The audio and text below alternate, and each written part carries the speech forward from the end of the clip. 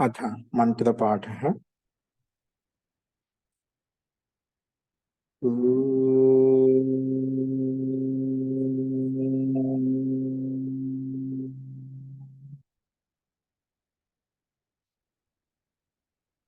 सहनाववतु सहनौ भुनक्तु सह वीर्यं करवावहै तेजस्विनावधीतमस्तु मा विद्विषावहै। ओम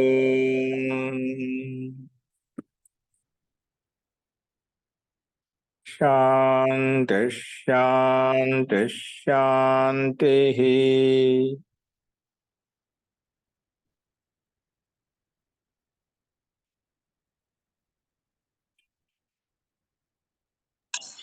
नमस्ते महोदय, प्रणमुनि। सर्वेभ्यो नमः। అందరికీ నమస్కారం అండి। మనము ఛాందోగ్యోపనిషత్తులో 7వ ప్రపాఠకం చెప్పుకున్నాము, అంటే 7వ అధ్యాయం చెప్పుకున్నాము। ఈరోజు 8వ అధ్యాయం ప్రారంభించుకుంటాము। నేను చెప్పినటువంటి దేవర్షి నారదుల మధ్య జరిగినటువంటి దృష్టాంతం కథాంశం ఏదైతే ఉందో అందులో ఎవరికైనా సందేహం అంటే చెప్పండి। నిన్న ఎవరో ప్రశ్న కూడా అడిగారు, అందులో దానికి సంబంధించి ఏమన్నా మీకు ఎటువంటి సందేహం అడగవచ్చు।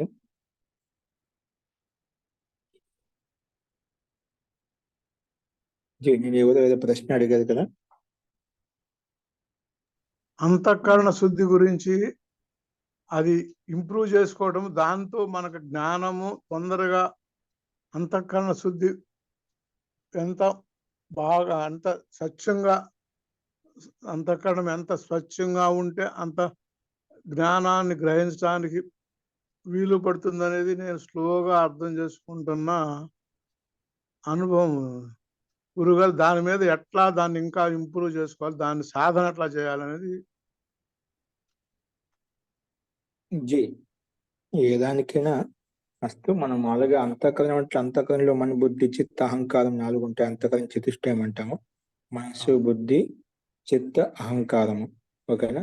అంటే ఇవన్నీ కూడా మనకు వ్యావహారికంలో చూడవచ్చు అన్నమాట। వ్యావహారికంలో అంటే మనం చేసేటువంటి క్రియాకలాపాలు ఏవైతే ఉన్నాయో ప్రతి నిత్యం మనం ధ్యానం యొక్క అవధిని నిత్యం నిరంతరంగా నియమితంగా, ఒకటి ముఖ్యంగా నియమితంగా మనము ప్రయత్నం చేస్తుండాలి, స్వాధ్యాయం చేస్తుండాలి ప్రతిరోజు కూడా। ఆ స్వాధ్యాయం చేసింది ఏదైతే ఉందో, ఇప్పుడు అంతకన్నా చతుష్టయం అని చెప్పారా, వాటిని మననం చేయడం అత్యంత అనివార్యం। మననం ద్వారా ఏమవుతుందంటే, ఇప్పుడు మనం చెప్పినటువంటి ప్రకరణలో కూడా ఆ మననం ద్వారా ఆ విషయం అనేది మనకి ఎల్లప్పుడూ అది మనం ప్రేరేపిస్తూ ఉంటుందన్నమాట। ఇప్పుడు మామూలుగా ఎన్నో చదువుతూ ఉంటాం, ఎన్నో చేస్తూ ఉంటాం అనమాట, ఎన్నో వింటూ ఉంటాం కాడ, అది మననం లేనప్పుడు, ఆ విషయము ప్రతిపాదన చేసినప్పుడు మాత్రం అది మన దగ్గర ఉంటుందన్నమాట। తర్వాత అది మననం లేదు కాబట్టి, దాన్ని విచారించలేదు కాబట్టి మళ్ళీ అది అణిచివేయబడుతుంది అన్నమాట। దానివల్ల మనలో ఆ కర్మ పట్ల నువ్వు అని చెప్పేదా, మనం ఆత్మ సాధనలో ఎలా ముందుకు వెళ్ళాలి, మనం ఎలా ఇంకా దాన్ని వినియోగించుకోవాలి, దాన్ని నిత్య నిరంతరంగా మననం చేసి, మననం ద్వారా నిరుధ్యాసపూర్వకంగా అది మనసు స్థిరపడుతుంది కాబట్టి, ఆ మనసులో మనకు ఏ విధంగా అయితే సాంసారిక లౌకిక విషయాలు మనకి ఇష్టమైనటువంటివి, కావాల్సినటువంటివి, ముఖ్యమైనటువంటి ఏ విధంగా మన వాటిని బాగా గుర్తుపెట్టుకుని ఆ కర్మల్లో యుక్తం అవుతుంటామో, అలాగే నీకు పరమాత్మే కావాలి, ఆత్మజ్ఞానమే కావాలి, ఆత్మ దర్శించుకోవాలి అన్నట్లయితేనా ప్రతి నిత్యము నువ్వు ఏదో ఒక శ్లోకం ద్వారా, మంత్రం ద్వారా నీకు నచ్చినటువంటి ఆ గ్రంథం, ఏదో ఒకటి అనుకూలమైన గ్రంథం, ముక్తినిచ్చే గ్రంథాన్ని స్వాధ్యాయం చేస్తూ, వాటిని విషయం ఒక శ్లోకం తీసుకుని, ఒక మంత్రం తీసుకుని దాన్ని తాత్పర్య సహితంగా దాన్ని మననం చేయడం అంట। ఆ విషయాన్ని ఇప్పుడు మనం రకరకాలుగా చెప్పుకుంటూ వచ్చాం, ఒక్క భూతాల్లో ఉండేటువంటి పిండాలు, సూర్యుడు చంద్రుడు అని చెప్పి, వాటిని మనం ఉపాసన చేసినట్లయితే, బ్రహ్మగా భావించినట్లయితే మనకు ఈ ఉపలబ్ధి కలుగుతుంది। ఆ సూర్యుని యొక్క గతి ఎంతైతే ఉంటుందో అంత గతి వరకు మనం ఉన్నతిపూర్వకంగా నిర్బాధ రూపంగా ఉన్నతి వైపు వెళ్ళగలుగుతాము। అలా మనకి ఇవన్నీ చెప్పబడుతున్నాయంటే వాటి పట్ల మనం ప్రతి నిత్యము ఒక వ్యవస్థితంగా, క్రమబద్ధంగా అది ఆత్మ సాధన ద్వారా మనకు అలాంటి ఆలోచన విధానం కలుగుతుంది। కాబట్టి అభ్యాసమే అన్నిటికీ అత్యంత సాధన అన్నమాట। అభ్యాసం లేనిది మనం ఏమవుతుందంటే ఈ కర్మలో మనం ముందుకు సాగలేం. ఎందుకంటే మనకు యోగ శాస్త్రంలో స్వా యోగాత్ స్వాధ్యాయ స్వాధ్యాయ యోగాత్ స్వాధ్యాయం ఆమన్యత్ స్వాధ్యాయ యోగం ఆమనేత్ అని చెప్పి, అంటే స్వాధ్యాయ యోగ సంపత్య పరమాత్మ ప్రకాశత అని చెప్పి అక్కడ మనకు, అంటే పరమాత్మను ప్రకాశింపజేసుకోవాలి, ఆత్మజ్ఞాన్ని ప్రకాశింపజేసుకోవాలంటే స్వాధ్యాయము యోగము, యోగము స్వాధ్యాయము, ఆ రెండు ఒకటి పరస్పరం నిత్య నిరంతరంగా జరుగుతూ ఉండాలన్నమాట. మనం ఏ క్రియాకలాపాలు చేసినా ఎదురు పాటనలే వస్తుంది. మనం ఏం చేసినా నిన్న చెప్పుకున్న అంతిమంలో ఆ పరమాత్మ ఎక్కడ ఉన్నాడు, అంతటా వ్యాపించిన, కింద ఉన్నాడు, పైన ఉన్నాడు, చుట్టుపక్కల ఉన్నాడు, అంత ఎక్కడ చూసినా ఆ పరమాత్మ ఉన్నాడనే భావన నీకు పూర్తిగా ఓతప్రోతం కావాలన్నమాట.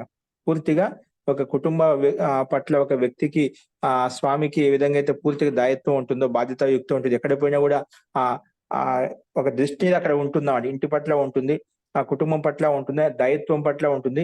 అక్కడ ఏమవుతుందో, ఏ విధంగా అవుతుందో, ఏ విధంగా బాధ్యతాయుక్తంగా చూస్తూ ఉంటామో అటువంటి ప్రత్యేక క్రియాకలాపాలని కూడా మన ఈ అవస్థలో అన్ని సంసారిక క్రియాకలాపాలు వదిలివేశాం కాబట్టి, మనకి ఏం లేవు కాబట్టి, దాయత్వం అంటే ఏం లేదు, కుటుంబం బాధ అంటే ఏం లేదు, అన్ని పిల్లలకు అప్పచెప్పేశాం, అవి టెన్షన్ ఏం లేదు కాబట్టి మనం కేవలం పరమాత్మకి అంకితం కావాలి. పరమాత్మనే విచారిస్తున్నాం, పరమాత్మని ఆలోచిస్తున్నాం, పరమాత్మని ఏం చేసినా ఆయన చూస్తున్నాడు, ఆయన్ని స్మరిస్తున్నాడు, లేదా జపానుష్ఠానం లీనం కావడం, లేదంటే స్వాధ్యాయానికి సంబంధించి ఏదైతే విషయాన్ని చదువుకున్నాం ఆ విషయాన్ని ఆలోచించడం. ఇక్కడ ఈ విషయం ఈ ప్రకారం చెప్పబడింది, ఈ విధంగా చెప్పబడింది.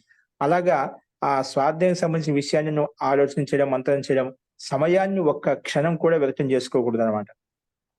అటువంటి వ్యక్తి ఎవరి సాధకుడో, ఎవరి ఉపాసకులో ఒక క్షణం కూడా వాళ్ళు సమయాన్ని వ్యర్థం చేయదంట. ఖాళీగా ఉన్నాం కదా సరే, ఏదైనా అలసిపోతే కర్మ చేసి అవస్థ కారణంగా కాసేపు రెస్ట్ తీసుకున్నాం, విశ్రాంతి తీసుకున్నాం, అది వేరే విషయం. తర్వాత మనం స్వాధ్యాయం తర్వాత మన యథాసమయం కర్తవ్య కర్మలు ఏవైతే ఉన్నాయో, నిత్య కర్మలు ఏవైతే ఉన్నాయో వాటిని చేసుకుంటూ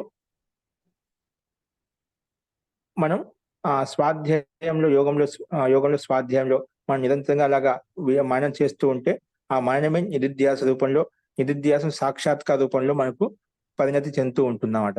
కాబట్టి ఇంకా నీకు శ్రద్ధ, అత్యంత రుచి కూడా ఉత్పన్నం అవుతుంది. కాబట్టి మనం ఏ విషయం తీసుకున్నా ఆ విషయాన్ని, స్వాధ్యాయం చేసిన విషయాన్ని నువ్వు యోగంలో కూర్చొని, ధ్యానంలో కూర్చొని వాటిని ఏం చదివాని, ఇక్కడ ఏ విషయం తీసుకున్నావు అదే కళ్ళు మూసుకొని నువ్వు అక్కడ తటస్థంగా మనసుతో విచారించాలి. ఆ చదివిన విషయం అంతా కరెక్టా కాదని చెప్పి నువ్వు మనసులో విచారించడం మొదలుపెట్టినట్లయితే ఆ బిందువును, నువ్వు ఏం చదువుకున్నావో, స్వాధ్యాయం చేశావో ఆ విషయాన్ని మనసులో విచారిస్తూ ఉన్నట్లయితే నీ మనసు అంతర్లీనమవుతున్నమాట. అప్పుడు ఎప్పుడైతే నీ అంతర్లీనం అయిపోయిందో, అంటే నిరంతరంగా దాన్ని అలా కంటిన్యూ చేస్తున్నప్పుడు ఏమవుతుందంటే అంతర్లీనం కావడంలో సూక్ష్మంగా లోపలికి ప్రవేశించడం వల్ల నీకు ఆ మనశ్శాంతి ఏదైతే కలుగుతుందో ఆ మనశ్శాంతి యొక్క అనుభూతి ద్వారా నువ్వు ఇంకా కర్మల్లో రుచి ఉత్పన్నమవుతుంది, శ్రద్ధ ఉత్పన్నమవుతుంది, నిష్ఠ ఉత్పన్నమవుతుంది. ఆ కర్మని ఇంకా ఉత్సాహంగా సుఖాన్ని పొందడానికి ప్రయత్నం చేస్తామట. దానివల్ల ఆ సుఖ ప్రాప్తి మనకు కొంచెం మార్గం దొరికినట్టయితే దాని సహారా తీసుకొని, దాని యొక్క సహాయం తీసుకొని ఇంకా ముందుకు వెళ్ళిపోతూ ఉంటాం.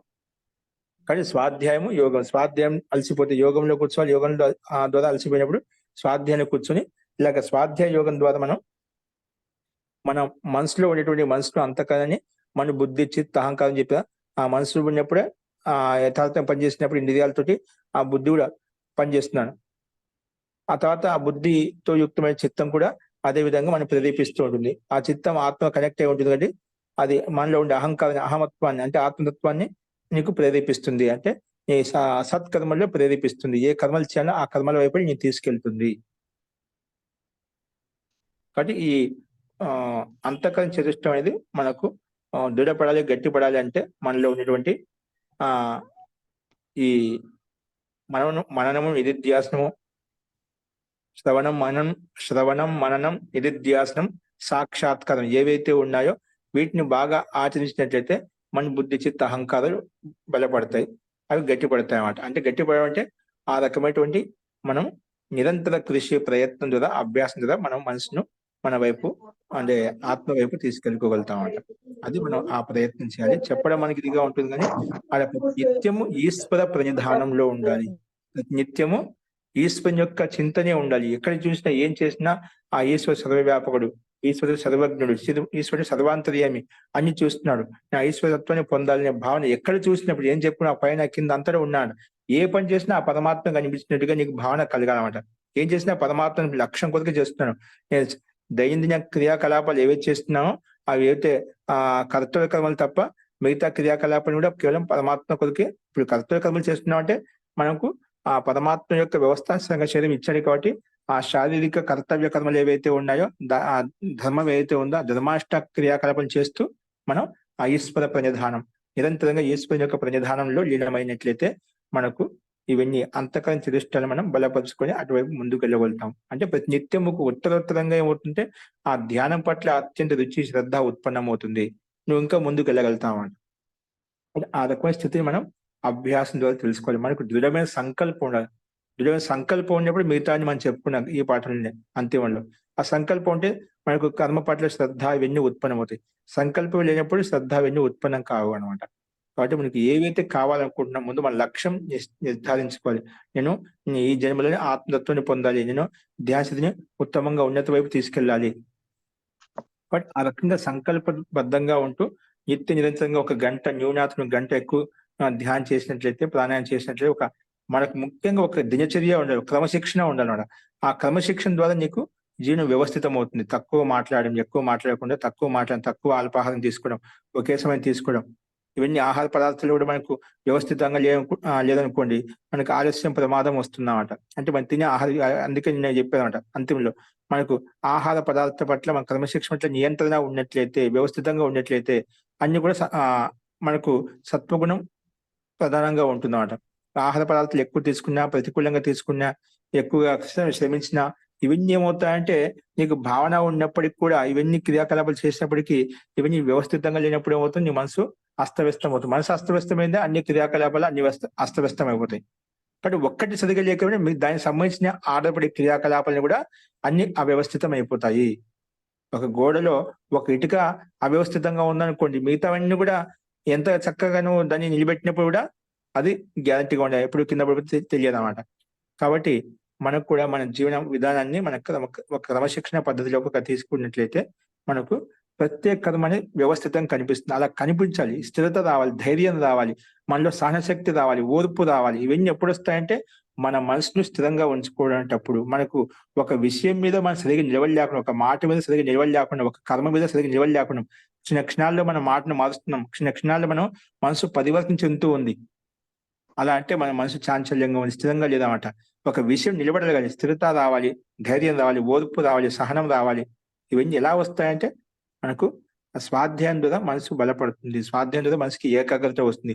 ఆ ఏకాగ్రతలో మనకు మనసు నిలబెట్టగలిగినట్లయితే ప్రత్యేక కర్మలో కూడా నీకు అలాంటి శక్తి, ధైర్యము ఉత్పన్నమవుతాయన్నమాట. ఆ ధైర్యము, సహనము, ఓర్పు వచ్చినట్లయితే ఒక విషయం మీద నిలబడగలిగినట్లయితే మనకు మిగతా అన్ని విషయాల్లో కూడా మనకు ఆ శక్తి, సామర్థ్యం ఉత్పన్నమవుతుంది. కానీ ప్రత్యేక క్రియాల పట్ల, సమస్త ప్రాణుల పట్ల, సమస్త ప్రాణుల్లో ఉండేటువంటి కర్మల పట్ల మనం నిరంతరంగా సూక్ష్మంగా మనం పరీక్షించినట్లయితే, ఆత్మావలోకం చేసినట్లయితే, ఆత్మ నిరీక్షణ చేసినట్లయితే ఈరోజు నుంచి మధ్యాహ్నం ఏ క్రియాకలాపాలు చేశాను, ఎంత సమయం నేను ఉపయోగించుకోగలిగాను, ఎంత సమయాన్ని సార్థకం చేసుకున్నాను, ఎంత వ్యర్థంగా మాటలు ఏం చేశాను, అలా మధ్యాహ్నం మనసులో ఆలోచించుకున్నట్లయితే సాయంత్రం వరకు ఏ క్రియాకలాపాలు చేశాం, సాయంత్రం పడుకునేటప్పుడు అలాగా ఆత్మ నిరీక్షణ ప్రతి నిత్యం జరుగుతూ ఉండాలి. ఆత్మావలోకనం ప్రతి నిత్యం చేస్తూ ఉన్నట్లయితే నిజంగా ఖచ్చితంగా మనం అన్ని సంసారాన్ని మర్చిపోగలుగుతాం. సంసారంలో ఉంటూ కూడా సంస్థని మర్చిపోగలుగుతామట. ఇవన్నీ మనం కేవలం వచ్చిన మాత్రంలో కేవలం మానసికంగా అనుకుంటూ, పైపైన అనుకుంటూ ఇవన్నీ కర్మలు ఆచరించినట్లయితే ఏమవుతుందంటే మనము గృహం వదిలేసినప్పటికీ కూడా సన్యాసి అవస్థలో ఉన్నప్పటికీ కూడా, వానప్రస్థ అవస్థలో ఉన్నప్పుడు మొత్తం వదిలేసి వెళ్ళిన ఇటువంటి సాంసారిక విషయాలు ఆలోచిస్తూ ఉన్నట్లయితే మనం కూడా గృహస్థులం అనేవాడు, అక్కడ భోగాలు అనుభవిస్తున్నాం అనమాట. అదే ఒక వ్యక్తి గృహస్థంలో ఉంటూ కూడా, గృహస్థాశ్రమంలో ఉంటూ కూడా సాంసారిక విషయాల పట్ల దూరంగా ఉంటూ, ఎందుకంటే సంసారం అన్ని విషయాలు మనం చూసాం, అన్ని భోగాలు అనుభవించాం, కేవలం పరమాత్మనే ఇప్పుడు పొందాలనుకుంటాం, పరమాత్మని ధ్యానించాం, పరమాత్మకు ఆనందానుభూతి పొందాలనుకుంటున్నాం.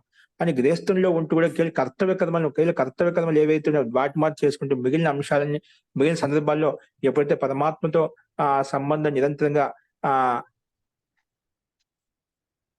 కలిగి ఉంటాడో, పరమాత్మ సంబంధం కలిగి ఉంటాడో అటువంటి వ్యక్తికి మనసు సత్వగుణంతో ఓతప్రోతం అవుతుంది. నువ్వు పరమాత్మ అనే భావన నీ నుంచి ఓజలు కాకూడదు. అప్పుడు అలాంటి స్థితి ఏర్పడినప్పుడు ఏమవుతుందంటే, నీకు ప్రత్యేక కర్మ ఎలా చేయాలనో, ఏ విధంగా చేయాలో అదే విధమైన కర్మలు చేస్తామండి. ప్రత్యేక కర్మ పట్ల నిష్ఠ వస్తుంది, శ్రద్ధ వస్తుంది, శ్రద్ధ ఉత్పన్నమవుతుందన్నమాట. అట్లా ప్రత్యేకమైన శ్రద్ధ ఉత్పన్నపడి నీలో ఉత్సాహం వస్తుంది. ఆ ఉత్సాహం ఉన్నప్పుడే మనసు ప్రసన్నంగా ఉంటుంది. మనసు ప్రసన్నంగా ఉన్నప్పుడు ఏ కర్మలేం చేయగలుగుతామట.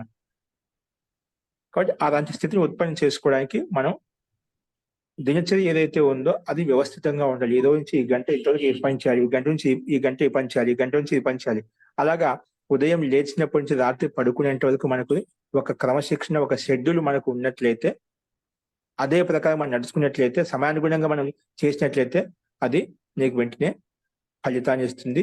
నీలో మనశ్శాంతిని కలిగిస్తుంది. అత్యంత ఆనందాన్ని కలిగిస్తుంది. కర్మ పట్ల రుచిని ఉత్పన్నం చేస్తుంది. శ్రద్ధ ఉత్పన్నం చేస్తుంది. అలా శ్రద్ధాపూర్వకంగా మనం కర్మ చేయడం వలన, ఉత్సాహంతో చేయడం చేత మనకు జ్ఞానం కూడా వృద్ధి చెందుతుందన్నమాట. అలాగా ఇంకా ఎలా వెళ్ళాలి, ఏ విధంగా వెళ్ళాలనే స్థితి కూడా మనకు మనసే మన బుద్ధి ద్వారా నిశ్చితం చేస్తుందన్నమాట. అంటే స్థిరమైన బుద్ధిని మనం ఉత్పన్నం చేసుకోగలుగుతాం. స్థిరమైన జ్ఞానం మనకు కలుగుతుంది. చేసే కర్తవ్య కర్మల పట్ల ఎలా ముందుకు వెళ్ళాలి అనేది మార్గం మనకు ప్రశస్తమవుతుంది. అంటే మన జీవనచర్య, ఆహార చర్య అని వ్యవస్థితంగా ఉండాలి.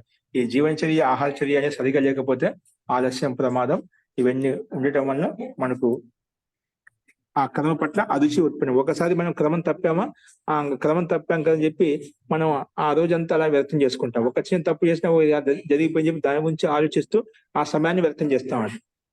ఒకరోజు 4 గంటలు లేయాలనుకున్నాము, 4 గంటలు లేయలేకపోయాము. 2, 3 రోజులు కంటిన్యూ చేశాం.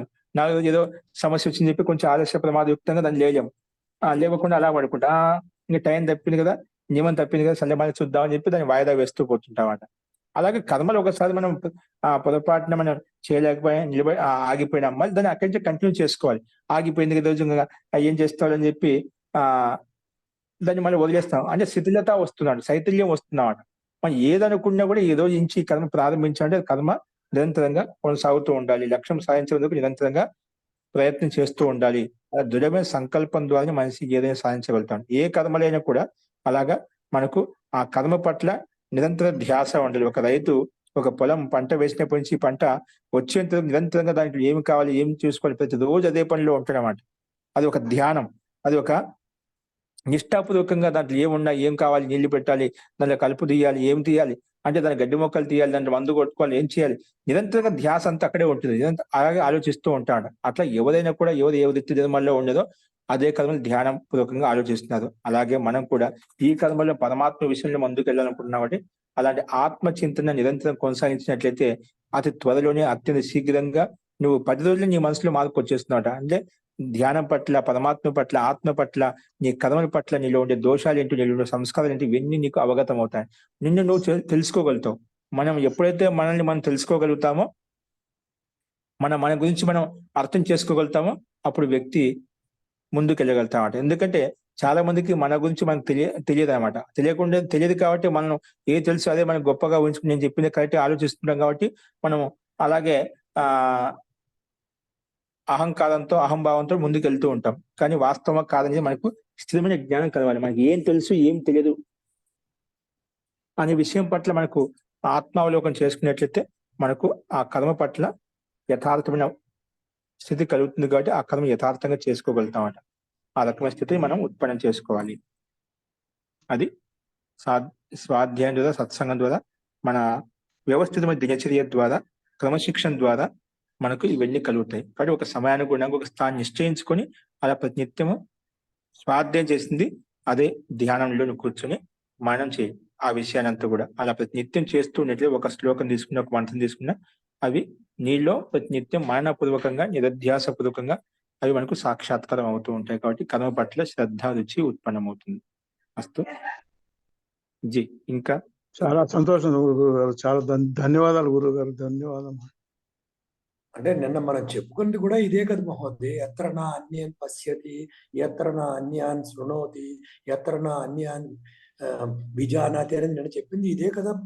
అంటే ధ్యాన స్థితిలో ఉన్నప్పుడు, ధ్యాన స్థితిలోకి వెళ్ళిన తర్వాత అక్కడ మనకి ఎటువంటి ఆలోచన లేకుండా, ఎటువంటి విచారణ లేకుండా మనం స్థిమితంగా ఉండగలిగినామంటే అప్పుడు అంతర్ముఖంగా ప్రాణమయంలో స్థితిలో ఉన్నాము, ఆత్మమయం అనుకోండి. అటువంటి స్థితి ఉత్పన్నం. అక్కడ ఒక నీకు అత్యంత ఆనంద ప్రాప్తి కలుగుతుంది. అంటే ఆత్మానుభూతి కలుగుతుంది, ధ్యానం యొక్క అనుభూతి కలుగుతుంది అన్నమాట. ఆ ఏకాగ్రత వల్ల వచ్చే సుఖానుభూతి ఏదైతే ఉందో మనకు అది స్పష్టంగా అర్థమవుతుంది అన్నమాట. ఆ అనుభూతి ద్వారా అస్తు నువ్వు ఇంకా కర్మ పట్ల రుచి ఉత్పన్నమవుతుంది. అస్తు మహోదయ. అస్తు. ఇక్కడ మనం నిన్న పాఠంలో రకరకాలుగా మనకు ఆ విషయాన్ని ప్రస్తావించుకుంటూ వచ్చాం. ఇప్పుడు మనకు సత్యంలో నిష్ఠ కలగాలంటే మనలో సత్యం పట్ల రుచి ఉత్పన్న మనలో విశేషమైన జ్ఞానం ఉండాలన్నమాట. విశేష జ్ఞానికి మతి అనేది పనిచేయాలి. మతి ఉంటేనే మనకి శ్రద్ధ ఉత్పన్నం అవుతుంది. ఆ శ్రద్ధ నిష్ఠ ఉత్పన్నం అవుతుంది. నిష్ఠ ఉంటే మనం కర్మ చేయగలుగుతాం. ఆ కర్మ ఎందుకు చేస్తామంటే సుఖం కొరకు చేస్తాం. ఎటువంటి సుఖం కావాలంటే మనకు భూమా సుఖం, అంటే అత్యంత ఎక్కువగా ఉన్నటువంటి సుఖం కావాలి మనకు. ఆ సుఖం అనేది ఎక్కడ ఉంటుందంటే ఆత్మ అంతటా వ్యాపించిన ఆత్మలో ఆ సుఖం ఉంది. అత్యంత ఆనంద సుఖం ఆత్మతో మనకు కలుగుతుంది. కాబట్టి ఆత్మలో మనం ఓతపోతాం కాదు. ఆత్మను అంతటా వ్యాపించి ఉన్నాడు, నలు దిశలో వ్యాపించి ఉన్నాడు అని చెప్పి మనం ఆ ఆత్మచింతన, ఆత్మ యొక్క ధ్యానం చేయాలని చెప్పి, బ్రహ్మగా భావించి ఉపాసన చేయాలని చెప్పి మనం చెప్పుకున్నామట. ఎందుకంటే ఈ స్థితి ఎప్పుడు ఉత్పన్నమవుతుంది అంటే మనకు వీటికి సత్వశుద్ధి కావాలి. అంటే ఆహార శుద్ధి లేకుండా ఇవన్నీ ఉత్పన్నం కాదు. అత్యంత ఆహార శుద్ధి అత్యంత నివారణ. ఎందుకంటే లేకపోతే సత్వశుద్ధి లేదనుకోండి, మనం ఉదర శుద్ధి ఆహార శుద్ధి లేకపోతే ఏమవుతుందంటే మనకు తెలియకుండా ధ్యానం కూర్చొని ఆలస్యం, ప్రమాదం వస్తుంది, నిద్ర వచ్చేస్తుంది. చాలా మందికి స్వాధ్యాయం చేస్తున్నాడు పుస్తకం తీసుకుని మొదలు పెట్టేస్తారు చదువుకోవాలి. మామూలుగా ఖాళీగా ఉన్నంతసేపు నిద్ర పడుకోవాలన్నా పడుకోలేం. కానీ ఒక పుస్తకం తీసినామంటే మనం చదువుకోవాలనుకుంటే అక్కడ నిద్ర వచ్చేస్తున్నాం. అలాగే ధ్యానం చేసినప్పుడు కాసేపు 10 నిమిషాలు 5 నిమిషాలని మనం నిద్రలోకి వెళ్ళిపోతాం, మత్తులోకి వెళ్ళిపోతాం అన్నమాట. అలాగ తూగుతూ ఉంటాం అన్నమాట. ఇవన్నీ ఏమవుతుందంటే మనకు శరీరం అలసిపోయి ఉంటుంది, లేదంటే అది మనం తీసుకునే ఆహారం తమోగుణంతో రజోగుణంతో యుక్తమై ఉంటుంది, లేదా తమోగుణంతో యుక్తమై ఉంటుంది ఎక్కువగా. అలాగా ఇలాంటి శ్రమించడం వలన, తమోగుణంతో యుక్త ఆహార పదార్థం తీసుకోవడం వలన, అశుచి వలన మనకి ఇవన్నీ ఏమవుతా అశ్రద్ధ ఉత్పన్నమవుతుంది, అరుచి ఉత్పన్నమవుతుంది. అరుచి ఉత్పన్నమైనప్పుడు ఆ కర్మ పట్ల విరక్తి కలుగుతుంది. విరక్తి కలిగినప్పుడు ఆ కర్మ పూర్తిగా వదిలేస్తామట. అలా స్థితి ఉత్పన్నం కాకూడదన్నమాట.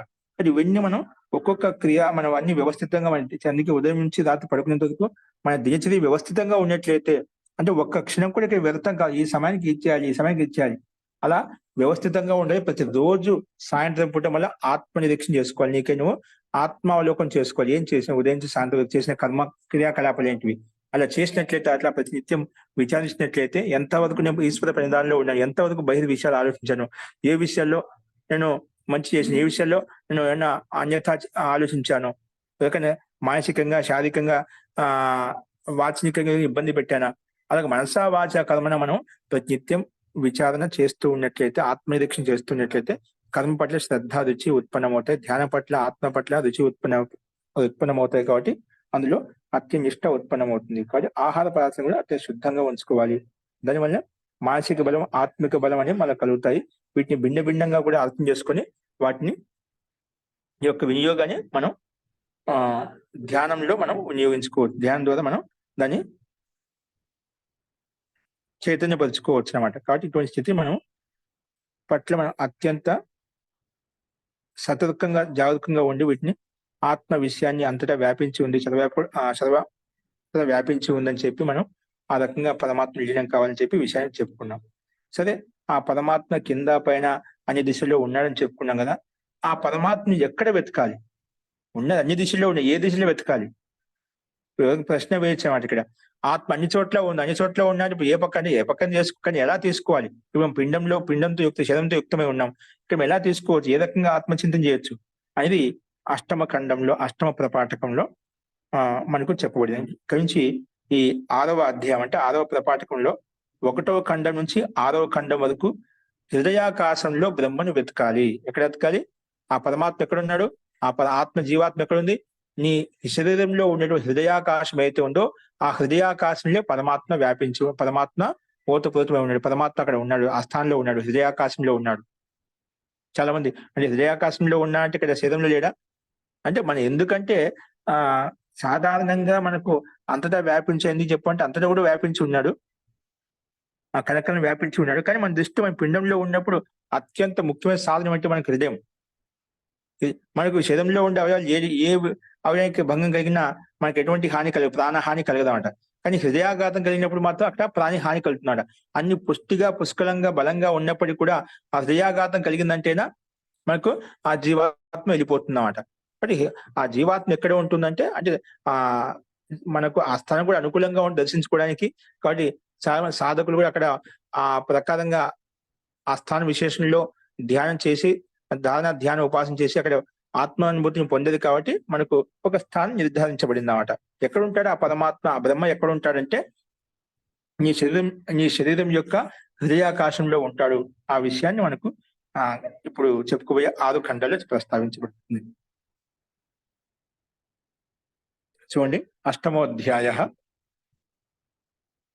అందులో మొట్టమొదటి మంత్రం వచ్చేసి ఓం అని చెప్పి పరమేశ్వరుని సంబోధిస్తూ అథ యదిదం అస్మిన్ బ్రహ్మపురే దహరం పుండరీకం వేస్మ దహరో అస్మిన్ అంతరాకాశః అస్మిన్ యద్ అంతః తద్ అన్వేష్టవ్యం తద్వావ విజిజ్ఞాసితవ్యం ఇది.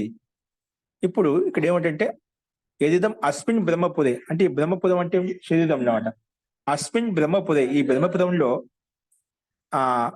దహరం పుండరీకం, ఇక్కడ లోపల దహరం పుండరీకం అంటే ఒక కమలాకారంలో, పుండరీకం అంటే వేస్మ అంటే ఒక గృహం లాంటిది, ఒక ఆకృతి విశేషం అనమాట. దహరం పుండరీకం వేస్మ, దహరం వేస్మ అంటే ఒక హృదయం. ఇక్కడ వేస్మ అంటే ఒక ఇల్లు అంటామాట. అక్కడ ఇల్లు అంటే ఆత్మకు స్థానం అంటే హృదయం అంట. హృదయమే అక్కడ వేస్మ స్థానం చెప్పబడింది అనమాట. కాబట్టి ఇక్కడ ఈ శరీరంలో, ఈ బ్రహ్మనగరిలో, బ్రహ్మపురి అంటే ఈ బ్రహ్మపురం, ఈ శరీరం అంటే ఈ శరీరంలో దహరం అంటే ఒక చిన్న పుండరీకం అంటే కమలాకారంలో ఉన్నటువంటి హృదయాకాశం ఉంది. దహరం దహరం అంటే చిన్న అనురూపంలో ఉన్నటువంటి సూక్ష్మంగా ఉన్నటువంటి పుండరీకంలో హృదయాకాశం ఉంది. పుండరీకం అంటే కమలాకారంలో ఉన్నటువంటి కమలాకారంలో హృదయాకాశం ఉంది. కమలాకార రూపంలో కమలాకారంగా నీ హృదయం వ్యాపించి ఉంది, హృదయం ఉంది సూక్ష్మంగా. అక్కడ ఆ దహరంలో అంటే ఆ సూక్ష్మంగా ఉన్న స్థాన విశేషంలో అస్మిన్ అంతః అంటే వాడి ఆ దహరంలో అంటే పుండరీకంలో కమలాకారంలో ఉన్న హృదయాకాశం అయితే ఉందో ఆ హృదయాకాశంలో తస్మిన్ ఏది అంతః దాని లోపల తద్ అన్వేష్టవ్యం అంటే హృదయాకాశానికి మధ్యలో అంతలో అన్వేష్టవ్యం, అంతః తద్ అన్వేష్టం ఆ ఆత్మతత్వాన్ని అన్వేషించుకోవాలి, వెతకాలి.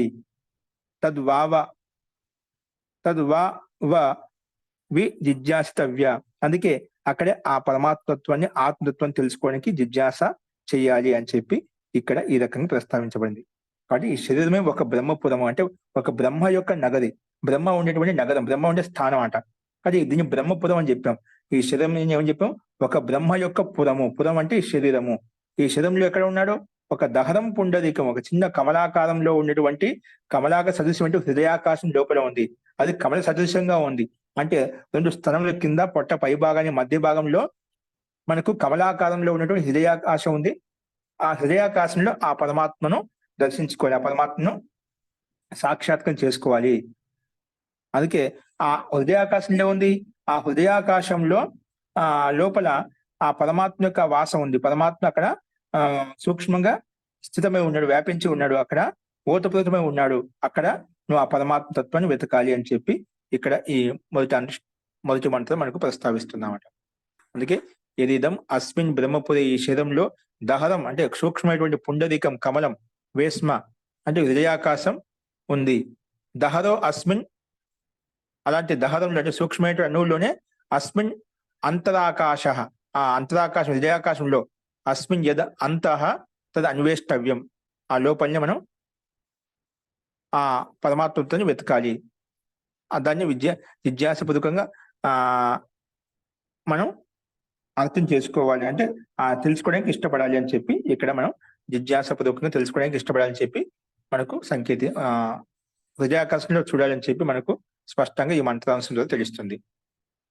కానీ ఇక్కడ ఏమర్థం చేత్ బ్రూయు యదిదం అస్మిన్ బ్రహ్మపురి దహరం పుండరీకం వేస్మ దహరో అస్మిన్ అంతరాకాశః కిం తదత్ర విద్యతే యదన్వేష్టవ్యం యద్వావ విజిజ్ఞాసితవ్యం ఇది సబ్రూయాత్. అంటే ఇక్కడ 2వ మంత్రం ఏమంటున్నా అంటే ఎవరినైనా అలా ప్రశ్నించవచ్చు. ఒక చిన్న దహర రూపంలో అంటే బ్రహ్మపురంలో అంటే అంటే ఈ శరంలో చిన్నగా ఉన్నట్టు కమలాకారంలో ఉన్నటువంటి హృదయరూపి మందిరంలో హృదయాకాశం ఉంటుందో హృదయాకాశంలో ఆ పరమాత్మకు వాసం ఉందంటున్నావు కదా. అక్కడ ఆకాశంలో ఆ హృదయాకాశంలో ఉన్నటువంటి సూక్ష్మంగా ఉన్న పుండరీకమైన దహరంలో అక్కడ ఏముందని చూస్తాం. అక్కడ హృదయాకాశం ఏముంది చూస్తాం. అక్కడ ఏముంది కనిపించే ఏముంది? తమ్ చేత్ ఒకవేళ ఆ వ్యక్తి ఇలా అడిగినట్లయితే తమ్ చేత్ బ్రూయు ఎదిదం అస్మిన్ బ్రహ్మపురి, ఈ బ్రహ్మపురంలో ఈ శరంలో దహరం పుండరీకం అంటే సూక్ష్మంగా ఉన్నటువంటి కమలాకారంలో ఉన్నటువంటి హృదయాకాశం ఉందంటున్నావు కదా. దహరో అస్మిన్ అంతరాకాశ, ఆ సూక్ష్మంగా ఉండే అంతరాకాశంలో కిం తదత్ర విద్యతే, అక్కడ ఆత్మతత్వం ఉందని చెప్పి ఎలా చెప్పగలుగుతాం? ఏముంది అక్కడ? ఏదో అన్వేషిస్తాం, ఏముందని అక్కడ అన్వేషించాలి నేను? హృదయాకాశంలో ఆకాశం ఉంది, అవకాశము ఉంది. అక్కడ ఏం చూడాలి? అక్కడ హృదయం ఉంది, హృదయ కమలం ఉంది. కమలాకారంలో ఉన్నటువంటి హృదయం ఏదైతే ఉందో ఆ అంతరాకాశంలో ఆ పరమాత్మక వాసం ఉంది. అక్కడ ఏముందని చూడాలి అక్కడ. తద్ ఎత్ర విద్య తద్ అత్ర విద్యతే ఏది అన్వేష్టవ్యం, అక్కడ ఏది ఉందని మేము అన్వేషించాలి, ఏది జిజ్ఞాస తెలుసుకోవాలి అని చెప్పి యద్వావ విజిజ్ఞాసితవ్యం ఇది సాబ్రవ్యాత్ అని ఈ రకంగా ప్రస్తావించారు ఇక్కడ. అందుకే వస్తే ఇది పూజ ఎవరైనా అతన్ని అడిగినప్పుడు ఈ బ్రహ్మపురంలో సూక్ష్మంగా కమలాకారంలో ఉన్నట్టు ఇల్లు ఉందంటున్నావు కదా, హృదయాకాశం ఉందంటున్నావు కదా, అందులోనే అంతరాకాశం ఉంది. ఆ హృదయాకాశంలో ఆకాశం ఉంది. ఆ ఆకాశంలోనే ఆ వస్తువు ఆ పరమాత్మ తత్వాన్ని అన్వేషించాలి అంటున్నావు. అక్కడ ఏంది అన్వేషిస్తే ఏం కనిపిస్తుంది అన్వేషించాలి? నేను ఒక బిందు స్థానము ఒక ఆకృతి విశేషం ఉండాలి కదా. ఏ ఆకృతి ఉందని చెప్పి అన్వేషించాలి అక్కడ?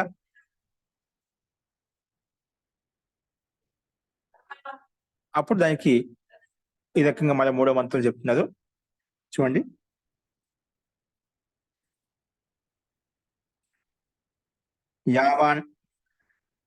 యావాన్ వై అయం ఆకాశః తావాన్ ఏష అంతః హృదయే.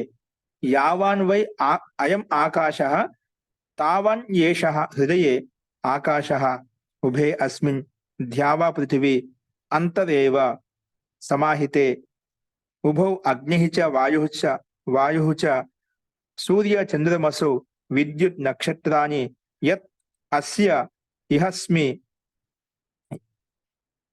ఇహాస్మి న అస్తి సర్వం తత్ అస్మిన్ సమాహితం. సర్వం తత్ అస్మిన్ సమాహితం, అన్ని కూడా ఇందులో సమాహితమై ఉన్నాయి.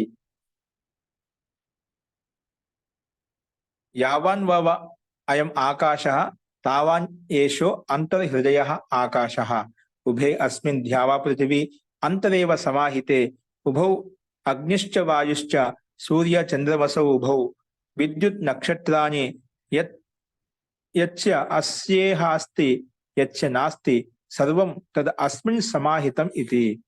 అంటే ఎంతైతే ఆకాశం ఉందో యావాన్ వావ అయం ఆకాశః అస్తి, ఎంతైతే ఆకాశం ఉందో అంటే నువ్వు హృదయాకాశం ఉందో ఆ హృదయాకాశం ఎంతైతే అవకాశం ఉందో అంతలోనే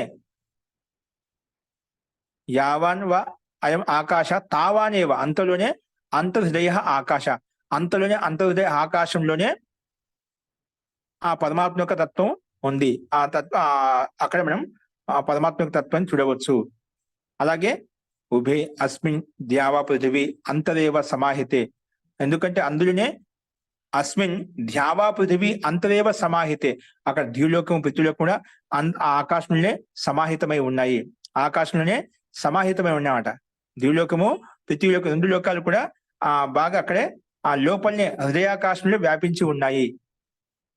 అంతేకాకుండా ఉభౌ అగ్నిశ్చ వాయుశ్చ సూర్య చంద్రమసౌ ఉభౌ, అలాగే అంతేకాకుండా అగ్ని వాయు ఈ 2 కూడా అక్కడ వ్యాపించి ఉన్నాయి. సూర్యుడు చంద్రుడు ఈ 2 కూడా, అలాగే విద్యుత్ నక్షత్రాలు ఇవన్నీ కూడా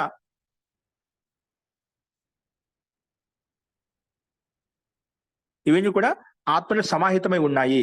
ఇవన్నీ కూడా విద్యుత్ నక్షత్రాన్ని యచ్చ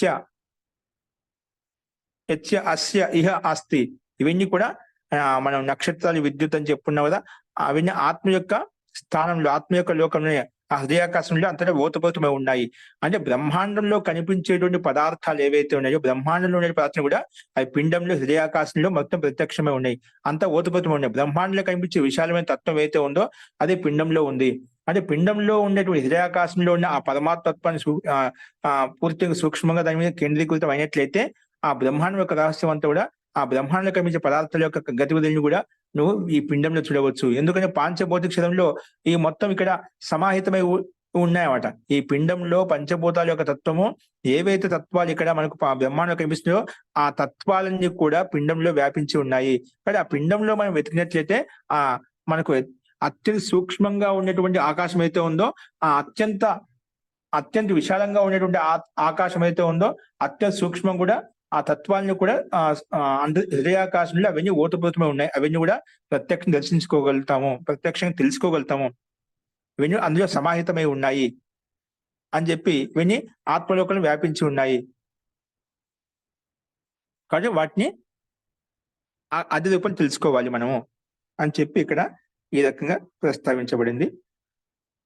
కాబట్టి ఎవరైనా ఆ రకంగా ఇక్కడ ఆత్మ ఎక్కడ వెతకాలి, ఏ విధంగా మనం అన్వేషించాలి, ఆ హృదయాకాశంలో ఏముందని చూడాలని అని చెప్పినప్పుడు దానికి సమాధానంగా మనకు ఎంతైతే ఆకాశం ఉందో, ఆకాశం యొక్క స్థానం ఉందో అదే స్థానంలో హృదయ మందిరం ఉంది. కాబట్టి ఆ హృదయ మందిరంలోనే ఆకాశంలోనే మనం ఆ పరమాత్మ యొక్క తత్వాన్ని చూడాలి. ఎందుకంటే అందులోనే ద్విలోకం పృథ్వీలోకం యొక్క తత్వాలు ఏవైతే ఉన్నాయో వాటి యొక్క స్థితి కూడా ఈ హృదయాకాశంలోనే వ్యాపించి ఉంది. అందులోనే ఓతపోతమై ఉన్నాయి. ఈ హృదయాకాశంలో ఇవన్నీ సమాహితమై ఉన్నాయి కాబట్టి అగ్ని అయినా, వాయువు అయినా, సూర్యుడు, చంద్రుడు, వీళ్ళంతా విద్యుత్, నక్షత్రాలు, వర్తమానంగా ఉండే భూత భవిష్యత్ కాలాలు ఏవైతే ఉన్నాయో ఇవన్నీ కూడా బ్రహ్మాండంలో మనకు కనిపిస్తున్నాయి. అవన్నీ కూడా పిండంలో ఆ హృదయాకాశంలో కూడా వర్తమానంగా ఉన్నాయి. ఏవైతే బ్రహ్మాండంలో వర్తమానంగా మనకు కనిపిస్తున్నాయో అవన్నీ కూడా పిండంలో హృదయాకాశంలో వ్యాపించి ఉన్నాయి. కాబట్టి ఆ హృదయాకాశంలో ఉన్నటువంటి ఆత్మతత్వాన్ని మనం అన్వేషించాలి, ఆత్మతత్వాన్ని చూడగలిగాలి. ఆత్మతత్వం మీద మనం మనసు కేంద్రీకరించినట్లయితే బ్రహ్మాండంలో తత్వాన్ని కూడా వాటి గతివిధి మన మీద ఏ రకంగా ఉంది అనే విషయాన్ని కూడా సూక్ష్మంగా యథార్థమైన జ్ఞానబోధ అతనికి కలుగుతుంది, యథార్థమైన సుఖ అనుభూతి అతనికి కలుగుతుంది అనేది మనకి మంత్రాంశం స్పష్టంగా చెప్తుందన్నమాట. ఇలా చెప్పిన తర్వాత మళ్ళీ ఇక్కడ ఏమంటున్నా అంటే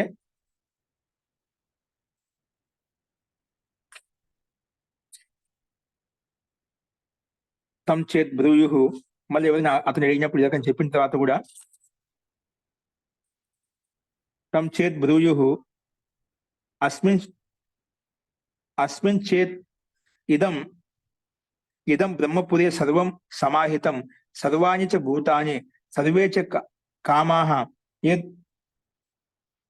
సర్వాణి చ భూతాని సర్వైశ్చ కామాః యదా ఏన జరావ ఆప్నోతి ప్రధ్వంసతే వా కిం అతిశిష్యతే ఇది తతః అతిశిష్యతే ఇది. అంటే ఇక్కడ ఆ హృదయాకాశంలోనే అన్ని బ్రహ్మాండం యొక్క తత్వాలు ఏవైతే ఉన్నాయో అన్ని కూడా అక్కడ ఓతపోతమై వ్యాపించి ఉన్నాయని చెప్పి, సూర్యుడు, చంద్రుడు, నక్షత్రాలు అవన్నీ కూడా అక్కడే హృదయాకాశంలో ఉన్నాయని చెప్పి, అక్కడే వ్యాపించి ఉన్న ఓతపోతమై ఉన్నాయని చెప్పాం. కానీ నువ్వు అందులో వ్యాపించి ఉన్నా అంటున్నావు కదా, అవన్నీ కూడా శరీరం నష్టమైనప్పుడు నష్టం అయిపోతాయి. అప్పుడు ఏం చేస్తామంటే అడుగుతున్నామట. ఇవన్నీ కూడా ఈ బ్రహ్మనగరంలో ఇవన్నీ సమాహించి ఉన్నాయి. భూతాలన్నీ కూడా అలా వ్యాపించినట్లయితే ఈ ఏవైతే వ్యాపించి ఉన్నాయంటున్నావో అవన్నీ శరీరూపం బ్రహ్మపురంలో జరాజీర్ణంతో నష్టమైపోయినప్పుడు వీటి ప్రధ్వంసం అయిపోతాయి, మొత్తం కూడా నష్టం అయిపోతాయి. అప్పుడు మన సమస్త కామనలు ఏవైతే ఉన్నాయో అవి అక్కడ ఏముంటాయి, అక్కడ ఏముండవు. ఆ సందర్భంలో మనం ఏం చేయాలి? అక్కడ నువ్వు ఆ శరీరం ఉన్నంత వరకు ఇవన్నీ మనోకామనలు ఏవైతే ఉన్నాయో, ఏవైతే అక్కడ సమాహితమై ఉన్నాయో, అన్ని భూతాల యొక్క తత్వాలు ఏవైతే సమాహితమైన వాటి యొక్క కార్య విషయం ఏదైతే ఉందో అక్కడ సమాహితమై ఓతపోతమై ఉన్నాయి. కానీ ఎప్పుడైతే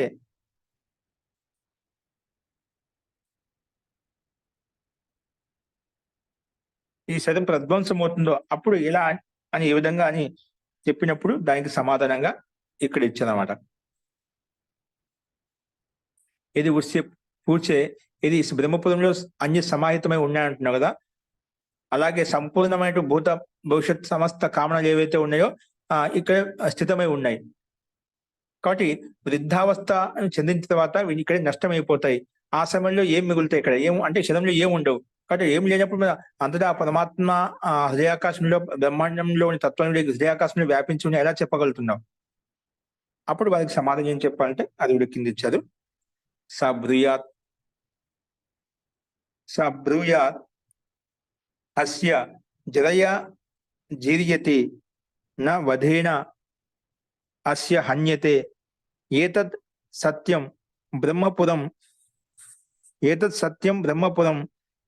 అస్మిన్ కామాః సమాహితాః ఏషః అపహత పాప్మా విజరః విమృత్యుః విశోకః విజిగత్సః అపిపాసః సత్యకామః సత్యసంకల్పః యథా హి ఏవ ప్రజాః అను ఆవిశంతి యథా అనుశాసనం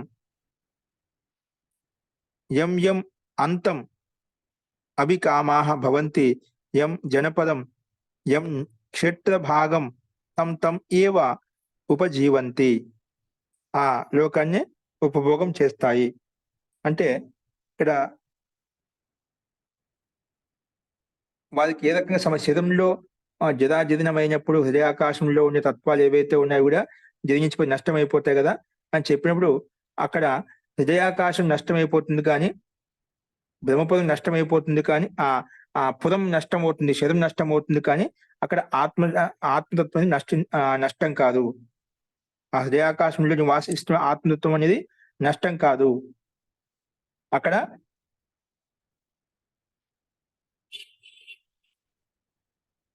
నష్టంగా అక్కడ అన్ని కామలు ఏవైతే ఉన్నాయో ఆత్మత్వంలో ఆత్మ యొక్క జ్ఞానంలో ఓతప్రోతమై ఉంటాయి. కాబట్టి అక్కడ ఆత్మ అనేది నిత్య శుద్ధంగా నిత్య ముక్త శుద్ధ స్వభావంతో ఉంటుంది. అంటే పాపరహితంగా ఉంటుంది. అక్కడ జరారహితంతో ఉంటుంది. అక్కడ శరీరానికి ఈ శరీరానికి జరా మృత్యు అవస్థ వస్తుంది, కానీ అందులో స్థితమైనటువంటి ఆకాశంలో స్థితమైనటువంటి ఆత్మతత్వానికి జరా మృత్యు అవస్థ అంటూ ఏముండదు. అక్కడ ఆకలి దప్పికలు అంటూ ఏముండవు. అక్కడ సత్యకామన అనేది ఉంటుంది. ధర్మము అర్థ కామోక్షాలు ఏవైతే ఉన్నాయో ఆ కామన పైన సత్య సంకల్పమే యుక్తమై ఉంటుంది. కాబట్టి దీనికి ఒక ఉదాహరణతో పోల్చి చెప్పారు. అంటే ఈ విధంగా ప్రజలంతా రాజు యొక్క అనుశాసన చేత వాళ్ళు తన పనుల్లో లీనమవుతారో, ఎవరైతే రాజు యొక్క ఆదేశం ప్రకారంగా లేక అధ్యాపన యొక్క ఆదేశం ప్రకారంగా శిష్యులు తమ కార్యాలు తన యొక్క చదువులో లీనమైపోతారో, అలాగే ప్రజలు తమ పనులు లీనమైపోతారో ఎప్పుడు రాజు యొక్క అనుశాసన చేత. ఈ జనపదానికి అంటే ఎవరికి ఏ కామన అయితే ఉందో, ఎవరికి ఏ క్షేత్రం అయితే కార్యం దయత్నం చెప్పబడిందో ఆ దేశ స్థానంలోకి ఆ జనపదంలోకి ఆ నగరంలోకి వెళ్ళి వాళ్ళ కామన వాళ్ళ యొక్క కార్యం సిద్ధింపజేస్తారు, ఆ కార్యం సంపన్న చేస్తూ ఉంటామంట.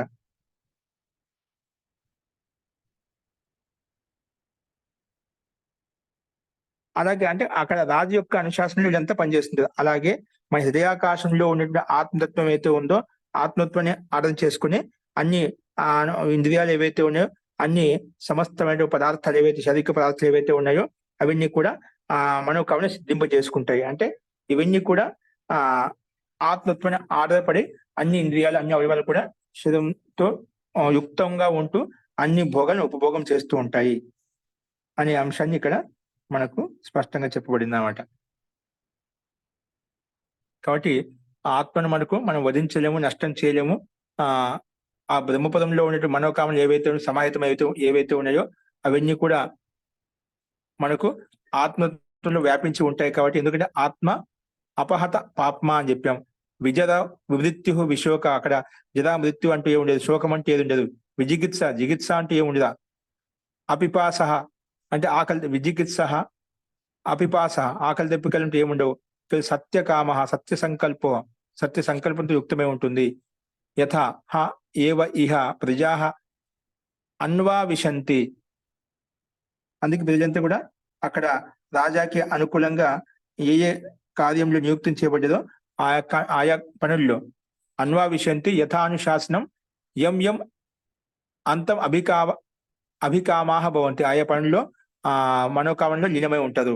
యం జనపదం యం క్షేత్ర భాగం తం తం ఏవ ఉపజీవంతి, ఆయా క్షేత్రాల్లో ఉండి వాళ్ళు ఉపభోగం చేస్తూ ఉంటారు. అలాగే ఇక్కడ కూడా ప్రాణాన్ని అర్థం చేసుకుని, జీవాత్మ అర్థం చేసుకుని అన్ని తత్వాలు కూడా బ్రహ్మాండంలో తత్వాలను కూడా ఇక్కడ పనిచేస్తూ ఉంటాయి అనే విషయాన్ని ఇక్కడ మనకు ప్రస్తావించబడింది.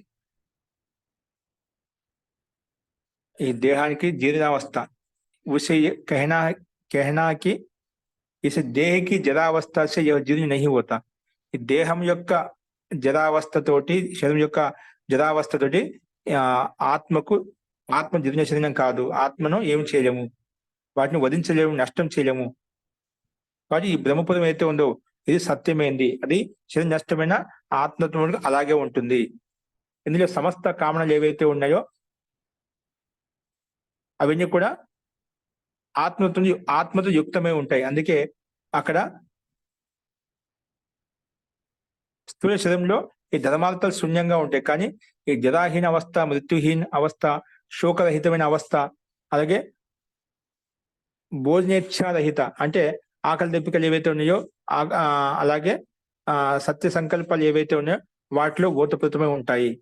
అందుకే జిస్ ప్రకార్ ఇస్ లోక్ మే ప్రజా राजा की आज्ञा का अनुवर्तन करती है, तो जिस जिस सन्निहित वस्तु की कामना करती है तथा जिस जिस देश या भूभाग की इच्छा करती है उसी विषय के ఆశ్రిత జీవన్ ధారణ కర్తీ హే.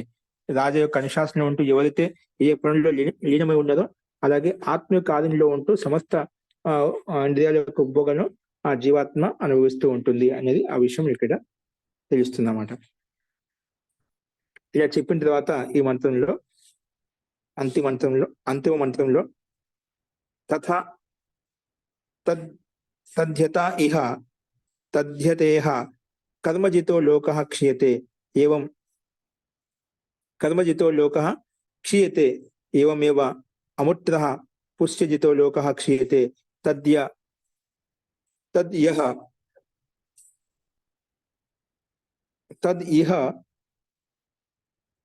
ఇహ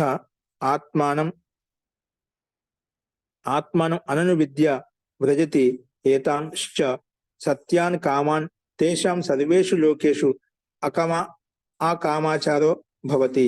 అథ ఇహ ఆత్మానం అనువిద్య వ్రజంతి ఏతాశ్చ సత్యాన్ కామాన్ తేషాం సర్వేషు లోకేషు కామాచారో భవతి. అందుకే ఎవరైతే తద్యథ ఈ జగత్తులో కర్మజిత అంటే కర్మలు జయించుకుంటూ కర్మజిత లోకః క్షీయతే అంటే ఎవరైతే కర్మల ద్వారా ఆ కర్మని క్షీణింపజేసుకున్నప్పుడు లోకః క్షీయతే, లోకాలు కూడా క్షీణించగలుగుతాయి. అంటే ఆ కర్మ ద్వారా భోగాన్ని అనుభవించిన తర్వాత ఆ కర్మలు క్షీణిస్తాయి. అంటే మనం ఏ పుణ్య కర్మలను అనుభవించినా కూడా ఆ కర్మ ఉపభోగం చేసినట్లయితే అది నష్టం అయిపోతుంది. ఖర్చు చేసినప్పుడు అనుభవించినప్పుడు నష్టం అయిపోతుంది. అది కర్మజిత లోకః క్షీయతే అంటే అది భోగం తర్వాత అది నశిస్తుంది. అది మన దగ్గర అది ఉండదు అన్నమాట. ఏవమేవ అముత్ర పుణ్యజిత పుణ్యం ద్వారా సంపాదించిన కర్మలు ఏవైతే ఉన్నాయో ఆ పుణ్య కర్మ ఫలాలను అనుభవించినట్లయితే అది కూడా క్షీణించిపోతుంది. పుణ్యార్జిత లోకః క్షీయతే అది పుణ్యం సమాప్తం అయిపోయిన తర్వాత ఆ పుణ్యలోకం కూడా సంచిత కర్మాశయం కూడా అది కూడా నష్టం అయిపోతుంది. అందుకే ఇహ ఈ సంసారంలో ఇహ జన్మ ఇహ అనంత ఈ సంసారంలో ఆత్మనం ఇహ ఆత్మ ఈ సంసారంలో ఆత్మానం అనను విద్య. అందుకే ఈ జన్మలో మనం ఈ శరీరం ఇంత అమూల్యమైన శరీరాన్ని, జ్ఞానాన్ని, బుద్ధిని సంపాదించుకొని కూడా ఆత్మానం అనను విద్య ఆత్మను తెలుసుకోకుండా, ఆత్మను పొందకుండానే ఎవరైతే వెళ్ళిపోతారో వ్రజంతి ఆత్మానం అనను విద్య వ్రజంతి, జన్మ సార్థకం చేసుకోకుండా వెళ్ళిపోతే చనిపోతుందో ఏతాంశ సత్యాన్ కామాన్ తేషాం సర్వేషు లోకేషు అకామాచారః భవతి. ఎవరైతే ఈ జన్మను సార్థకం చేసుకోకుండా, ఆత్మతత్వం తెలుసుకోకుండా వాళ్ళు అలాగే సామాన్య జీవనం గడుపుతూ నష్టం అయిపోతుందో అటువంటి వ్యక్తికి అవుతుంది సత్య లోకాలను, సత్య కామాలను, ధర్మార్థ కామ మోక్షాలు ఏవైతే ఉన్నాయో వాటిని పూర్తిగా పొందలేరు. సర్వేషు లోకేషు అకామాచారః భవతి. అన్ని లోకాల్లో సంపూర్ణ కామాచారం అంటే స్వచ్ఛందత అనేది అతనిలో ఉండదు. బట్ ఎవరైతే ఆత్మతత్వాన్ని దర్శించుకుంటారో వాళ్ళు సంపూర్ణ లోకాలను జయించుకోగలుగుతారు, సంపూర్ణ సుఖాలను, సంపూర్ణ స్వర్గ సుఖాన్ని ఆనందించగలుగుతారు. ఇక్కడ ఎవరైతే ఆత్మ తెలుసుకోకుండా ఉంటారో అటువంటి వ్యక్తి కూడా ఏం చెప్తున్నా అంటే ఇక్కడ అథ ఏ ఆత్మానం అనువిద్య, ఎవరు తెలుసుకోకుండా ఉంటుందో కామాచారో భవతి, అతడు కుంఠితుడే ఇక్కడే లోకంలోని సుఖాలు అనుభవించకుండా ఇటు ఇటు తిరుగుతూ ఉంటాడు అనమాట. ఎవరైతే ఆత్మానం అనువిద్య తెలుసుకొని పొంది అన్వేషించి జీవనం సార్థకం చేసుకుంటే వాళ్ళు చనిపోతుందో ఏతాంచ సత్యాన్ కామాన్ తేషాం సర్వేషు లోకేషు కామాచార భవతి అని అతను ఎటువంటి వ్యక్తి ఈ జన్మలో సార్థకం చేసి ఆత్మానుభూతి పొందిన వ్యక్తిలో పరలోకంలో కూడా ఒక యథేష్టాపూర్వకంగా స్వచ్ఛందంగా అన్ని కామాలను అన్ని లోకాలను జయించుకోగలుగుతాడు. అంటే ఎక్కడ కావాలో అక్కడ వరకు నిర్బాధమైన గతి అతనికి కలుగుతుంది. ఎవరైతే ఆత్మదర్శనం చేసుకోకుంటుందో అన్ని లోకాంతంలో నిర్బాధమైనటువంటి ఎటువంటి ఆటంకమైనటువంటి గతి ఉన్నతి అతనికి కలుగుతుంది. కాబట్టి ఈ లోకంలో అంటే ఈ రకంగా చెప్పబడింది అంటే మనం కర్మల ద్వారా నష్టం చేసుకోవచ్చు. మనం ఏదైనా పుణ్యకర్మ కర్మల ద్వారా ఏదైనా కర్మ ఒక సంకల్పం చేసి కర్మ చేసినట్టు ఆ కర్మ నష్టం అయిపోతుంది, అంటే ఆ పని కొనసాగుతూ ఉంటుంది అన్నమాట. అలాగే మనం ఏదైనా కర్మ ద్వారా మన పాప పుణ్య కర్మలు ఏవైతే ఉన్నాయో వాటిని పాపాలను తొలగించుకోవచ్చు, పుణ్యాన్ని పెంచుకోవచ్చు. తర్వాత ఆ పాప పుణ్య కర్మలను అన్నిటిని వదిలేసి వైరాగ్యం ద్వారా ఆ పరమాత్మ తత్వాన్ని కూడా మనం పొందవచ్చు. అందుకే ఇక్కడ కర్మజిత లోకా క్షీయతే ఏవం అమూర్త పుణ్యజితో లోకా క్షీయతే. ఏ విధంగా కర్మ ద్వారా ఆ కర్మ నశించిపోతుందో అంటే ఆ పని పూర్తి అయిపోతుందో, పూర్తి అయిపోయినా అక్కడ నశించి ఆ కర్మ చేశామట. అలాగే పుణ్యజితో లోక క్షీయతే. పుణ్యజిత అంటే పుణ్యం ద్వారా సంపాదించిన లోకాలు ఏవైతే ఉన్నాయో, పుణ్యాలు ఏవైతే ఉన్నాయో అవి కూడా మనం అనుభవించే కొద్దీ, ఉపభోగం చేసే కొద్దీ నష్టమైపోతే క్షీణిస్తూ ఉంటాయి.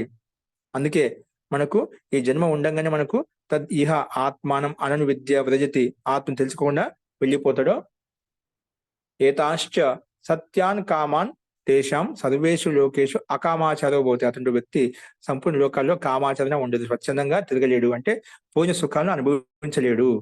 కాబట్టి ఎవరు అనుభవించగలుగుతా అంటే ఇహ ఆత్మానం అనువిద్య వ్రజతి, ఆత్మ తెలుసుకుని ఈ జన్మ సార్థకం చేసుకుని ఆత్మతో తెలుసుకుని వెళ్తారో సత్యాన్ కామాన్ తేషాం సర్వేషు లోకేషు కామాచారో భవతి. సత్యలోకాన్ని జయించుకోగలుగుతాడు. అన్ని కూడా మన బుద్ధి చిత్త అహంకారాలు ఏవైతే ఉన్నాయో, సమస్త శరీరం ఏవైతే ఉందో, సమస్త ఇంద్రియాలు ఏవైతే ఉన్నాయో అవి హృష్టపుష్టంగా బలంగా ఉంటాయి. ఆ సంపూర్ణ లోకాన్ని జయించుకోగలుగుతాడు అన్నమాట. సంపూర్ణ అంటే శక్తి సామర్థ్యం యుక్తుడై ఉంటామట.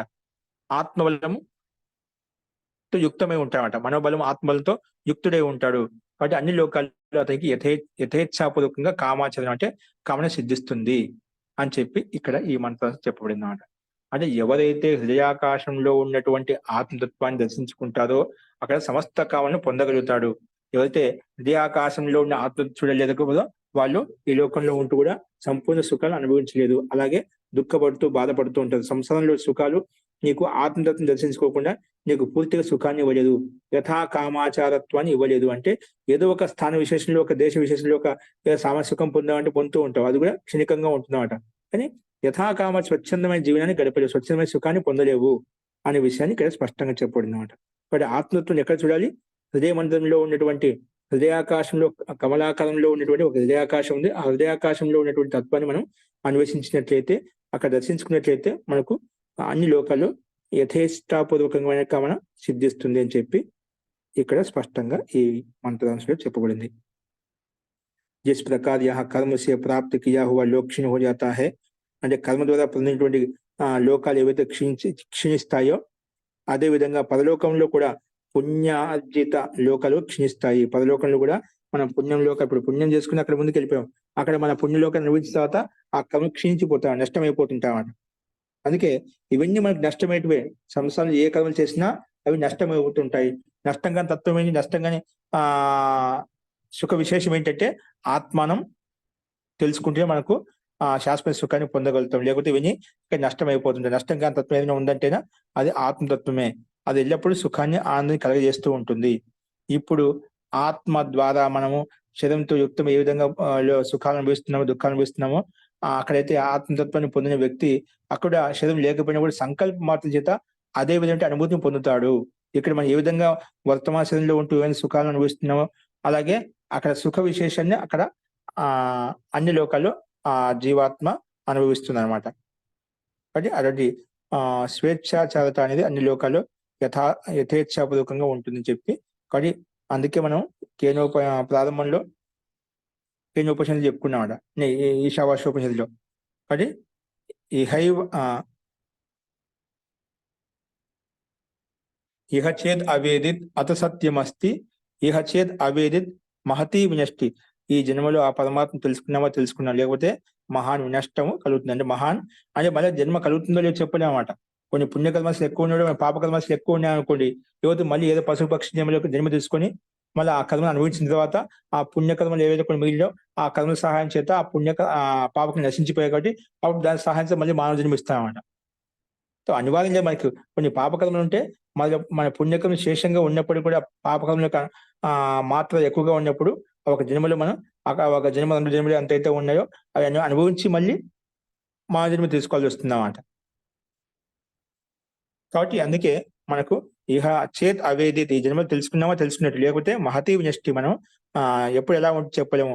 కాబట్టి ఇంకా అక్కడ ఉంటూ అన్ని భోగయోనిలో ఉంటూ మనం ఎప్పుడు ఏ కర్మలు చేస్తామో తెలియదు అనమాట. కాబట్టి అనేక పాపకర్మలు యుక్తం కాగలుగుతాం. అనేక కర్మల్లో మనం అన్యాధర్మం అనేది ఎక్కువ అవుతున్నాం. దానివల్ల మనకు అధోపతనం కలుగుతుంది. కాబట్టి మనం అన్ని లోకాల్లో యథేష్టపూర్వకంగా కామాచరణ ఉండాలి అంటేనా మనం ఏ విధంగా కర్మజిత లోకాలు క్షీణిస్తున్నాయో, పుణ్య లోకాలు క్షీణిస్తున్నాయో అలాగే ఇవన్నీ క్షీణిస్తున్నాయి. కాబట్టి అలా క్షీణించబడే ఆత్మత్వాన్ని, హృదయాకాశంలో ఉన్న పరమాత్మత్వాన్ని మనం దర్శించుకోవాలి. అప్పుడు నీకు యథేష్టపూర్వకంగా అన్ని చోట్ల గతి విధి ఉంటుంది, అన్నిట్ల గతి ఉంటుంది, అన్ని లోకాల్లో గతి ఉంటుందని చెప్పి మనం స్పష్టంగా చెప్పుకున్నాం. అందుకే ఇక్కడ जो लोग इस लोक में आत्मा को और सत्य कामनाओं को जाने बिना పరలోకగామి హోతే హే, తెలుసుకునే ఏదైతే వదిలేస్తుందో అందులో మళ్ళీ జన్మ తీసుకుంటుందో అటువంటి వ్యక్తికి సంపూర్ణ లోకాలు మంచి గతిని అంటే మళ్ళీ ఉత్తమ జన్మ కలగదన్నమాట. ఆత్మ తెలుసుకోకుండా నువ్వు మరణించినట్లయితే మళ్ళీ జన్మ అయితే కలుగుతుంది, కానీ ఉత్తమ లోకము, ఉత్తమ కుటుంబం, ఉత్తమైన వాతావరణం, ఉత్తమ స్థానం, ఉత్తమ క్షేత్రం నీకు లభించవు. కాబట్టి ఎవరైతే ఈ లోకంలో ఆత్మత్వం తెలుసుకుని మరణిస్తుందో ఆ సమస్త లోకాల్లో స్వచ్ఛందంగా ఎక్కడ కావాలో అలాగే జన్మ తీసుకుని సుఖంగా, సంతోషంగా, ఆనందంగా ఉండగలుగుతాం అన్నమాట. కాబట్టి మనం ప్రతి ఒక్కరు ఎన్ని కర్మలు ఉన్నప్పుడు కూడా, మన పాపకర్మలు ఉన్నప్పుడు కూడా ఆత్మతత్వాన్ని మనం దర్శించుకోవచ్చు. ఈ జన్మ దర్శించుకొని కర్మలు అవశేషం తర్వాత అనుభవిస్తూ ఉంటాం. కానీ ఆత్మతత్వాన్ని ప్రతి ఒక్కరు ఆత్మానుభూతి పొందినట్లయితే ఒకసారి అనుభూతి కలిగిన దాన్ని ఆదరణ చేసుకుని పాపకర్మను తొలగించుకుంటూ, దోషం తొలగించుకుంటూ మనం ఒక్కొక్క అడుగు ముందుకు వేస్తూ, ఒక్కొక్క మెట్టు ముందుకెళ్తూ మనం వెళ్ళగలుగుతూ ఉంటాం అన్నమాట. అంటే ఆత్మతత్వం తెలుసుకోవడంత వరకు సాంసారిక క్రియాకలాపాలు చేస్తుండే కానీ పాపకర్మల ద్వారా మనకు అధోపతనం కలుగుతూ ఉంటుంది. ఎందుకంటే ఆ ద్వైత అస్థిరత్వం అనేది మనలో కలగమాట. కాబట్టి ఆ సుఖ విశేషం ఎలా ఉంటుంది అనేది ఆత్మతత్వంలో తెలిసినప్పుడు, సంసారంలో ఉండే సుఖం కంటే అది అత్యంత ఉత్కృష్టమైన అనుభూతి కలిగినప్పుడు మనకు వ్యక్తి దానికోసం ప్రయత్నం చేస్తాం. సంసారంలో ఉండే క్రియాకలాపాలను నష్టం చేసుకుని మనం మోక్షాన్ని పొందగలుగుతాం అన్నమాట. ఆ తత్వాన్ని ఇక్కడ మనకు చెప్పబడింది. ఆ పరమాత్మ అంతటా వ్యాపించి ఉన్నాడు. ఎక్కడ మనం అన్వేషించాలంటే హృదయాకాశంలో ఉన్నటువంటి పరమాత్మతోనే అన్వేషించాలి. అలాగా అన్వేషించినట్లయితే మనకు అన్వేషించి ఆత్మ దర్శించుకున్నట్లయితే యథాకామాచరణ కలుగుతుందని చెప్పి మనం ఈ ప్రథమ ఖండంలో చెప్పుకున్నాం. అస్తు. నెక్స్ట్ 2వ ఖండం అనేది రేపు చెప్తామండి. ఇందులో ఎవరికైనా సందేహం చెప్పండి. ఇక్కడ మనకి సారాంశం ఏంటంటే మహోదయ, హృదయాకాశంలో ఉన్న ఆత్మతత్వాన్ని మనం తెలుసుకోగలగాలి. అదే మనకి మోక్షం వైపు తీసుకువెళ్తుంది అని. అంటే ఆత్మతత్వాన్ని తెలుసుకోవడం అంటే సంసారిక జీవితాన్ని వదిలిపెట్టి, అంటే అక్కడ ఉన్న భోగసుఖాల యందు మనసు కేంద్రీకరించకుండా ఆ హృదయాకాశంలో ఉన్న ఆత్మతత్వం మీదే కేంద్రీకరించాలనేది సూక్ష్మతత్వము మహోదయ మీరు చెప్పిన దాంట్లో. అక్కడ ఆత్మ ఎక్కడ ఉంటే హృదయాకాశంలో ఉంటే అక్కడే నువ్వు ఉపాసించు, ధ్యానించు. అక్కడే నీకు శతవర్త యథాకామన అన్ని లోకాల్లో కీర్తి లభిస్తుంది. అన్ని లోకాల్లో యథేచ్ఛాపూర్వకం తిరగలుగుతావు. ఓకే అండి, అది తాత్పర్యం. దాన్ని ఏ రకంగా మలుచుకోవచ్చు మనం. అస్తు మహోదయ. అస్తు.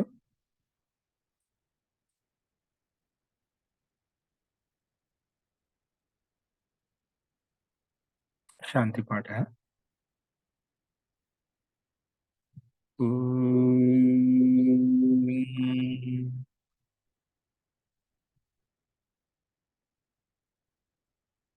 सर्वे भवन्तु सुखिनः, सर्वे सन्तु निरामयाः, सर्वे भद्राणि पश्यन्तु, मा कश्चित् दुःखभाग् भवेत्।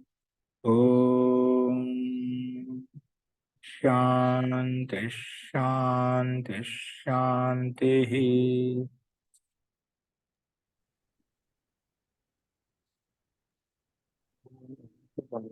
नमस्ते महोदय।